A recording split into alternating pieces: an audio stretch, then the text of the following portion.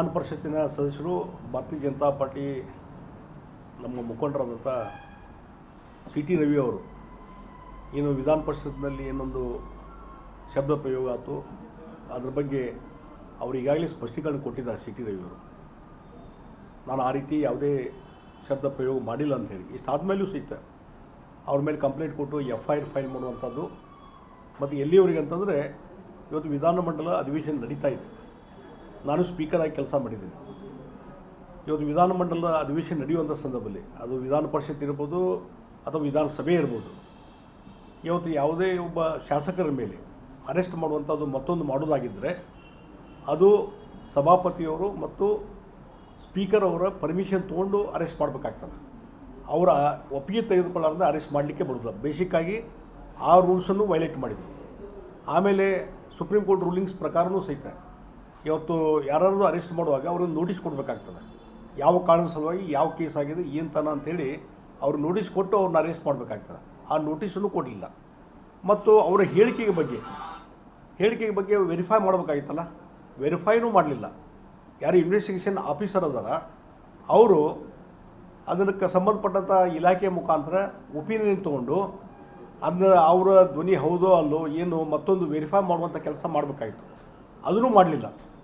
ಅದಾದಮೇಲೆ ಸನ್ಮಾನ್ಯ ಸಭಾಪತಿಗಳಂತ ಹೊರಟ್ಟಿಯವರೇ open statement ಕೊಟ್ಟರು. ನಮ್ಮ ಸದನದಲ್ಲಿ ಈ ರೀತಿ ಮಾತಾಡಿದ ಬಗ್ಗೆ ಮತ್ತೊಂದು ಯಾವುದೇ ದಾಖಲೆ ಇಲ್ಲ ಅಂತ ಸ್ಪಷ್ಟವಾಗಿ ಸ್ಪಷ್ಟೀಕರಣ ಕೊಟ್ಟ ಮೇಲೂ ಸಹಿತ ಇವತ್ತು ಯಾವುದೇ ಸಕಾರಣ ಇಲ್ಲದೇ ಹೋಗಿ ಒಂದು ದೌರ್ಜನ್ಯ ಮಾಡೋ ಸಲುವಾಗಿ, ಹರಾಸ್ಮೆಂಟ್ ಮಾಡೋ ಸಲುವಾಗಿ ಒಂದು BJPಯ ಲೀಡರ್ಸನ್ನು ಟಾರ್ಗೆಟ್ ಇಟ್ಟು ಇವತ್ತು ಮುಖ್ಯಮಂತ್ರಿ ಇರ್ಬೋದು, ಉಪಮುಖ್ಯಮಂತ್ರಿ ಇರ್ಬೋದು, ಇಲ್ಲಿಯ ಸಚಿವರು ಅವರೆಲ್ಲರೂ ಕೂಡ್ಕೊಂಡು ಒಂದು ಪೊಲೀಸ್ ಇಲಾಖೆ ಮೇಲೆ ಒತ್ತಡ ತೊಗೊಂಬಂದು ಅವನ್ನ ಅರೆಸ್ಟ್ ಮಾಡುವಂಥದ್ದು, ಕಾನೂನು ಬಾಹಿರವಾಗಿ ಅರೆಸ್ಟ್ ಮಾಡುವಂಥದ್ದಾಯಿತು. ಆದಮೇಲೆ ಮ್ಯಾಜಿಸ್ಟ್ರೇಟ್ ಕೋರ್ಟಿಗೆ ಹೋಗಿ ಪ್ರೊಡ್ಯೂಸ್ ಮಾಡಿ ಅಲ್ಲಿ ಕೋರ್ಟ್ನವ್ರು ಏನು ನಿರ್ಧಾರ ಕೈಗೊಳ್ತಾರೆ ಅದ್ರ ಪ್ರಕಾರ ನಡ್ಕೋಬೇಕಾಯ್ತು ಪೊಲೀಸು.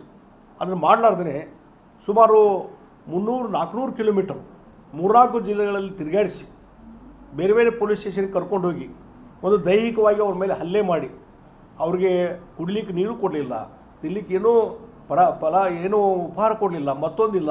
ಮತ್ತು ಅವರು ದೈಹಿಕ ವಿಸರ್ಜನೆ ಸಲುವಾಗಿ ಅವರಿಗೆ ಸಹಿತ ಅನಾನುಕೂಲತೆ ಮಾಡುವಂಥ ಕೆಲಸ ಮಾಡಿದರು. ಅಷ್ಟೇ ಅಲ್ಲ, ಒಂದು ದೈಹಿಕವಾಗಿ ಹಲ್ಲೆ ಮಾಡಿದ್ದು ಸಹಿತ ಇವತ್ತು ಎದ್ದು ಕಾಣುವಂಥದ್ದು ನಾವು ನೋಡ್ತೀವಿ. ಅಷ್ಟೇ ಅಲ್ಲ, ಯಾರೋ ಅವ್ರ ಹಿಂದೆ ಮಾಧ್ಯಮದವರು ಹೋಗಿದ್ದಾರೆ, ಪ್ರಮುಖವಾದಂಥ ರಾಜ್ಯದ ಮಾಧ್ಯಮದವರು ಇದನ್ನು ನೇರವಾಗಿ ಪ್ರಸಾರ ಮಾಡ್ತಿದ್ರು. ಬೆಳಗಿಂದ ಸಾಯಂಕಾಲ ರಾತ್ರಿವರೆಗೆ ಬೆಳತನಕ ನೇರವಾಗಿ ಪ್ರಸಾರ ಮಾಡ್ತಿದ್ರು. ಅವ್ರು ಯಾರು ಅದನ್ನು ಫಾಲೋ ಮಾಡಿದ್ದಾರೆ TV ಅವ್ರ ಮೇಲೆ ಹಲ್ಲೆ ಮಾಡುವಂಥದ್ದು. ಎಷ್ಟೋ ಕಡೆ ಮಧ್ಯದಲ್ಲಿ ರಸ್ತೆ ಮಧ್ಯದಲ್ಲಿ ಟ್ರ್ಯಾಕ್ಟರ್ಗಳನ್ನು ನಿಲ್ಲಿಸಿ ಮುಂದೆ ಹೋಗಲಿಕ್ಕೆ ಅಡೆತಡೆ ಮಾಡಿದ್ದಲ್ಲದೆ ಇವತ್ತು ಮಾಧ್ಯಮದವ್ರ ಮೇಲೆ, ಎಲೆಕ್ಟ್ರಾನಿಕ್ ಮಾಧ್ಯಮದ ಮೇಲೆ, ಆ ರಿಪೋರ್ಟರ್ಸ್ ಮೇಲೆ, ಪ್ರಸಾರ ಮಾಡುವಂಥವ್ರ ಮೇಲೆ ಹಲ್ಲೆ ಮಾಡುವಂಥದ್ದು, ದೈಹಿಕವಾಗಿ ಹಲ್ಲೆ ಮಾಡುವಂಥ ಪ್ರಯತ್ನ ನಡೀತು. ಸಿ ಟಿ ರವಿಯವ್ರ ಮೇಲೆ ದೈಹಿಕವಾಗಿ ಹಲ್ಲೆ ಮಾಡುವಂಥದ್ದು ಪ್ರಾರಂಭ ಆಯಿತು. ಹೀಗಾಗಿ ಬಹುಶಃ ಎಲ್ಲೇ ಒಂದು ಟಾರ್ಗೆಟ್, ಕೇವಲ ರಾಜಕೀಯವಾಗಿ ಟಾರ್ಗೆಟ್ ಅಷ್ಟೇ ಅಲ್ಲ, ಅದು ದೈಹಿಕವಾಗಿ ಒಂದು ಹಲ್ಲೆ ಮಾಡಿ ಇವತ್ತು ಸಿ ಟಿ ರವಿಯವ್ರನ್ನ ಮುಗಿಸುವಂಥ ಒಂದು ಷಡ್ಯಂತ್ರ ಇದರಲ್ಲಿ ಇದೆ ಅಂಥೇಳಿ ನಾನು ಸ್ಪಷ್ಟವಾಗಿ ಹೇಳ್ತಾ ಇದ್ದೇನೆ. ಆ ಹಿನ್ನೆಲೆಯಲ್ಲಿ ಈಗಾಗಲೇ ಸಿ ಟಿ ರವಿಯವರು ಹೇಳಿದ್ದಾರೆ, ಎಲ್ಲೇ ಒಂದು ಕಡೆ ನನ್ನನ್ನು ಮುಗಿಸುವಂಥ ಪ್ರಯತ್ನ, ಒಂದು ಜೀವಕ್ಕೆ ಅಪಾಯ ಇದೆ, ಅದಕ್ಕೆ ಜೀವಕ್ಕೆ ಅಪಾಯ ಆದರೆ ಯಾರ್ಯಾರು ಯಾರು ಕಾರಣ ಆಗ್ಬೋದು ಅನ್ನುವಂಥದ್ದು ಸರ್ಕಾರ, DCM ಲಕ್ಷ್ಮೀ ಹೆಬ್ಬಾಳ್ಕರ್ ಇವರೆಲ್ಲ ಹೆಸರನ್ನು ನಾವು ಹೇಳಿದ್ದಾರೆ.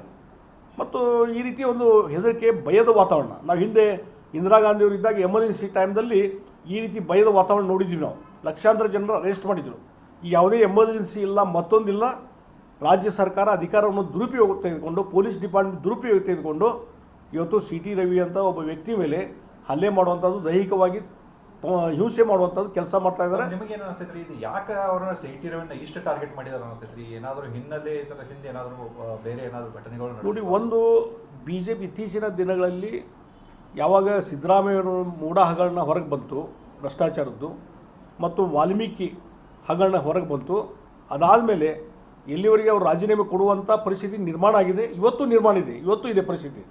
ಅದನ್ನು ಡೈವರ್ಟ್ ಮಾಡೋ ಸಲುವಾಗಿ ಮತ್ತು BJP ನಾಯಕರನ್ನ ಟಾರ್ಗೆಟ್ ಮಾಡಿ ಅವ್ರಿಗೆ ಅರೆಸ್ಟ್ ಮಾಡುವಂಥದ್ದು ಇದೆಲ್ಲ ಆದರೆ ಬಹುಶಃ ಭಾರತೀಯ ಜನತಾ ಪಾರ್ಟಿಯವರು ಹೆದರಿ ಈ ರೀತಿಯಾದಂಥ ಟೀಕೆ ಟಿಪ್ಪುಗಳನ್ನು ನಿಲ್ಲಿಸಲಿಕ್ಕೆ ಸಾಧ್ಯತೆ ಅನ್ನುವಂಥದ್ದನ್ನು ಮತ್ತು ಬಿ ಜೆ ಪಿ ಬಗ್ಗೆನೂ ಅಪಪ್ರಚಾರ, ಜನರಲ್ಲಿ ಅಪಪ್ರಚಾರ ಮಾಡೋ ಸಲುವಾಗಿ ಇದೆಲ್ಲ ತಂತ್ರ ಮಾಡಿ ನೋಡಿ.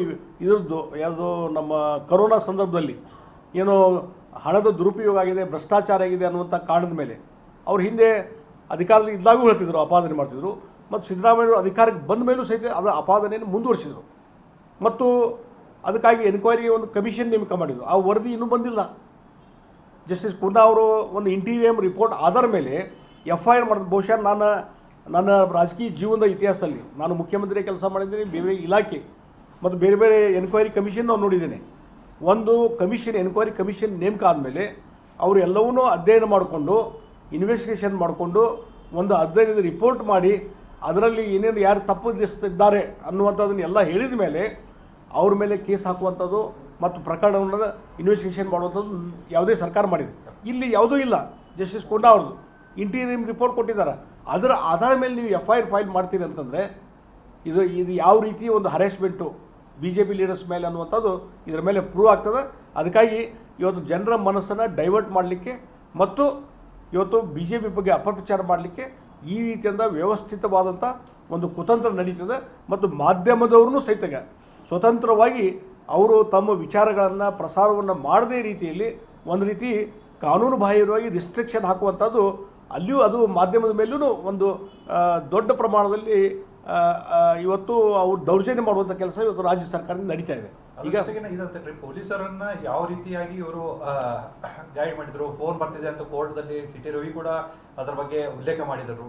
ನೋಡಿ, 15 ನಿಮಿಷ ಒಂದು ಕಾಲ್ ಬರ್ತಿದ್ರಿ. ನಿಮ್ಮ ಎಲೆಕ್ಟ್ರೋ ಮಾಧ್ಯಮದ ಮುಖಾಂತರ ನಾನು ನೋಡಿದ್ದು, ಅಲ್ಲಿ ಸಿಟಿ ರವಿ ಜೀಪಿನಲ್ಲಿ ಕುಂತಿದ್ದಾರೆ. ಅವ ಇನ್ಸ್ಪೆಕ್ಟರ್ ಯಾರು ಪೊಲೀಸ್ ಆಫೀಸರು ಕೆಳಗಿಳಿತಾನೆ, ಅಟೆಂಡ್ ಮಾಡ್ತಾನೆ, ಟೆಲಿಫೋನು ಎಸ್ ಸರ್ ಅಂತಾನೆ, ಎಸ್ ಸರ್ ಓಕೆ ಅಂತಾನೆ, ಎಲ್ಲ ಎಕ್ಸ್ಪ್ಲೇನ್ ಮಾಡಿ ಹೇಳ್ತಾನೆ.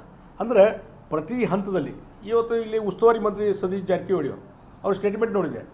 ಇದೆಲ್ಲ ಇಷ್ಟು ಬೆಳೆಸಬಾರ್ದಾಗಿತ್ತು.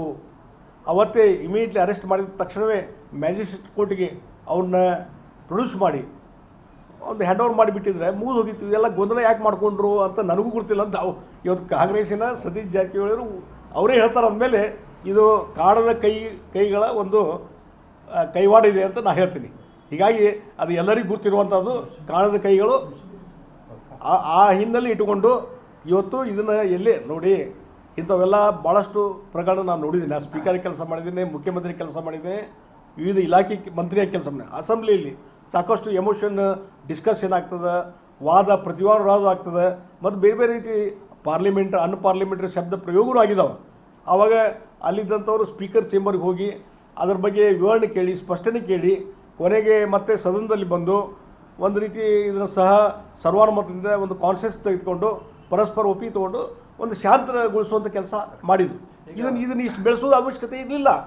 ಕೆಲವು ವ್ಯಕ್ತಿಗಳ ಒಂದು ಕೆಲವು ಪ್ರತಿಷ್ಠೆ ಸಲುವಾಗಿ ಇವತ್ತು ಈ ರೀತಿಯಾದಂಥ ಒಂದು ಪ್ರಕರಣವನ್ನು ಅಲ್ಲಿಯೇ ಸದನದಲ್ಲೇ ಮುಗಿಸುವಂಥದ್ದನ್ನು ಇವತ್ತು ಇಲ್ಲಿವರೆಗೆ ತೆಗೆದುಕೊಂಡು ಬಂದಿದ್ದಾರೆ.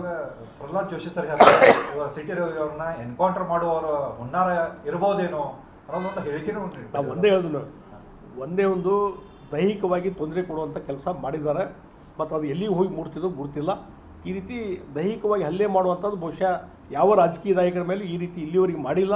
ಇದು ಭಾಳ ದೊಡ್ಡದಾದಂಥ ಒಂದು ತಪ್ಪನ್ನು ರಾಜ್ಯ ಸರ್ಕಾರ ಮಾಡಿದೆ. ಅದಕ್ಕಾಗಿ ನಿನ್ನೆ ಹೇಳಿದ್ದು ನಾನು, CM DCM ಇಬ್ಬರು ಕ್ಷಮಾಪಣೆ ಕೇಳಬೇಕು ಅಂತೇಳಿ. ಹೈಕೋರ್ಟ್ನವ್ರು ಏನು ಹೇಳಿದರು, ಈ ರೀತಿ ಕಾನೂನು ಬಾಹಿರವಾಗಿ ಅರೆಸ್ಟ್ ಮಾಡಿದ್ದು ಕಾನೂನು ಬಾಹಿರ, ತಕ್ಷಣ ಬಿಡುಗಡೆ ಮಾಡಂತ ಹೇಳಿದರು. ಹಾಗಾದರೆ ಕಾನೂನು ಬಾಹಿರವಾಗಿ ನೀವು ಕೆಲಸ ಮಾಡೋಂಥವ್ರು ಸಂವಿಧಾನದ ಬಗ್ಗೆ ನೀವು ಮಾತಾಡ್ತೀರಿ ಭಾಳ ಸಲ, ಸಂವಿಧಾನದ ಬಗ್ಗೆ. ಸಂವಿಧಾನದ ಬಗ್ಗೆ ಮಾತಾಡಲಿಕ್ಕೆ ನಿಮ್ಗೇನು ರೈಟ್ ಅದ? ಸಂವಿಧಾನ ವಿರುದ್ಧವಾದಂಥ ಕಾನೂನು ಬಾಹಿರವಾದಂಥ ಅರೆಸ್ಟ್ ಮಾಡುವಂಥದ್ದು ಮಾಡಿದ ಮೇಲೆ ಇದು ಕಪಾಳ ಮೋಕ್ಷ ಇದೆ. ಹೈಕೋರ್ಟಿಂದ ಕಪಾಳ ಮೋಕ್ಷ ಈ ಸರ್ಕಾರಕ್ಕಾಗಿದೆ. ತಕ್ಷಣ CM DCM ಅವರು ಕ್ಷಮಾಪಣೆ ಕೇಳಬೇಕಂತ ಒತ್ತಾಯ ಮಾಡ್ತೀವಿ.